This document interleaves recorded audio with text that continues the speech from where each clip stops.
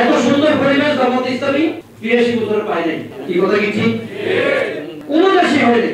জামাত ইসলামী যত দেশে আছে জন্মলগ্ন 41 সাল থেকে এই পর্যন্ত কোন দেশে কোন সময় এত সুন্দর পরিবেশ পায় নাই। আলহামদুলিল্লাহ আমরা আশা করি নোয়াখালী 5 আসন আমরা বিজয়ের মালা পড়তে পারবো ইনশাআল্লাহ।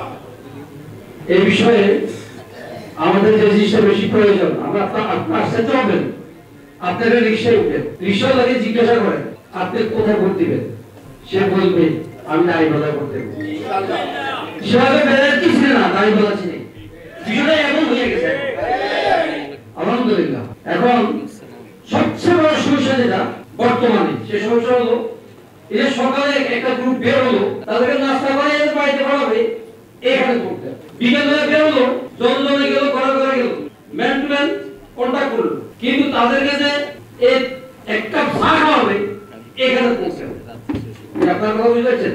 আমরা তো কোনো ভাই কাছে 500 টাকা দিই না, 10 টাকা দিই না, 50 টাকা দিই না, কিন্তু তাকে তো এক বেলা নাস্তা তো করতে হবে। কি বলেন আপনারা? এইখানে আমরা সমস্যা করছি। আমরা যদি সামান্য যদি হেলায় আমরা আমাদের কোন সমস্যা হয়ে যায়, আমরা সবাইকে দায়িত্ব আমাদের আল্লাহর কাছে জবাব দিতে হবে। এত সুন্দর পরিবেশ জামাত ইসলামী 83 বছর পায় নাই। কি কথা কি ঠিক? কোন দেশে হয়নি। জামাত ইসলামী যত দেশে আছে জন্মলগ্ন 41 সাল থেকে এই পর্যন্ত কোন দেশে কোন সময় এত সুন্দর পরিবেশ পায় নাই।